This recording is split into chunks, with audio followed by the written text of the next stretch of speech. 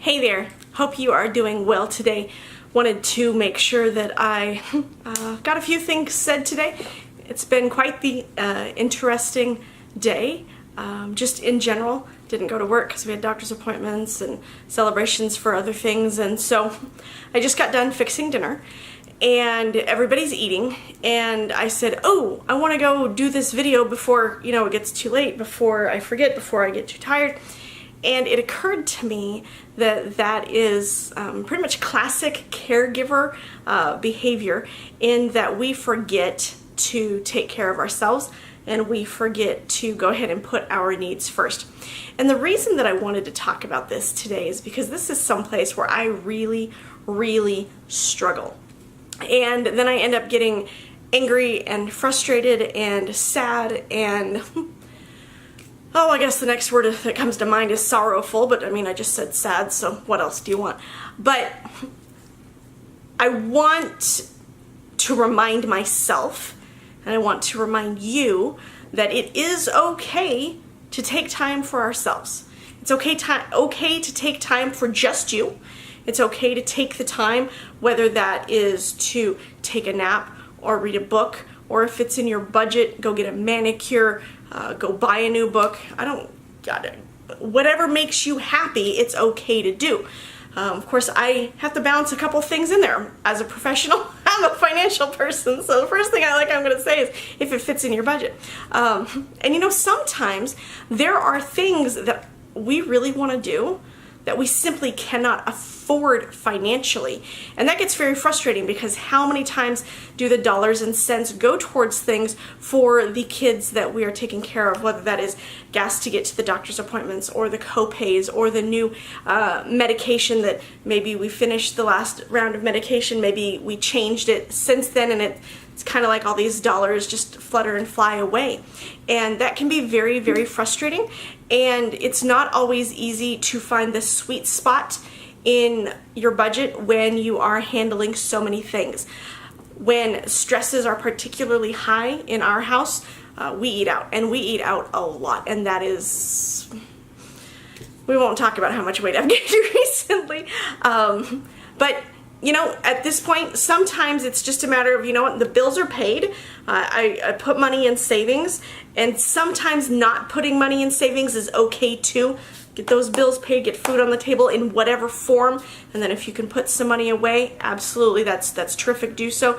But if you can't, and at the end of the day, everybody is alive, everybody is fed, you have a roof over your head, and the utilities are paid, take the win where you can get it. And I think a lot of times I forget to find where the win is, and to say, no, it's okay if we get pizza for the third night in the week. It's okay if we run through the drive-thru for the third time in the week. It's okay. Again, I'm going to be very, very cautious of my family's budget. That's what I do. It's kind of like my lifeblood. But taking into consideration balance, keeping everybody alive, keeping everybody fed, keeping your sanity is really, really, really important. And so I did purposefully choose to come make this video, not to the detriment of myself, but because it's good for me to remember that I do have experiences that may be beneficial to others. I do have situations in my life where, if you're watching as a fly on the wall, you may be thinking, oh my gosh, what happened in that family?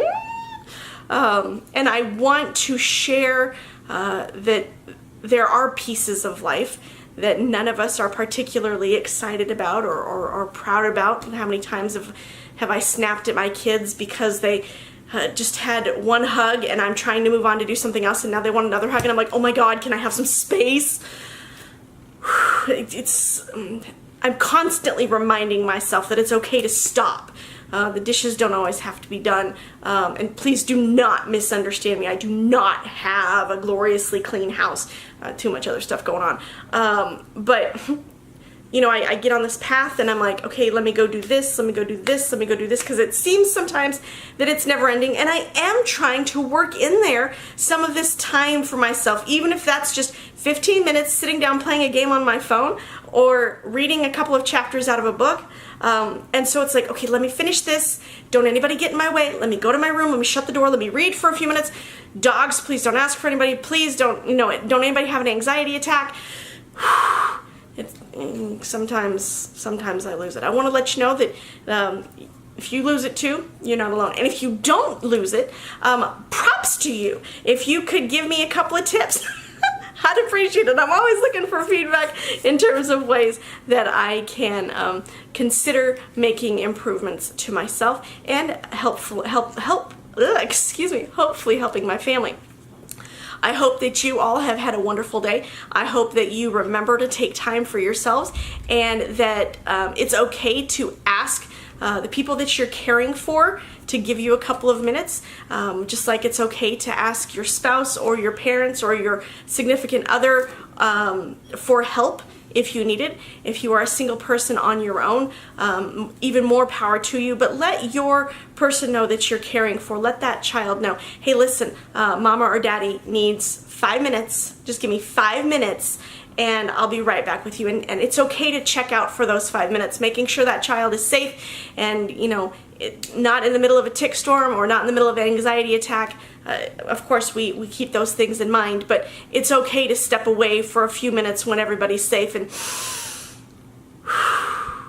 it's absolutely okay to do that, and I hope you do that today. Have a great night.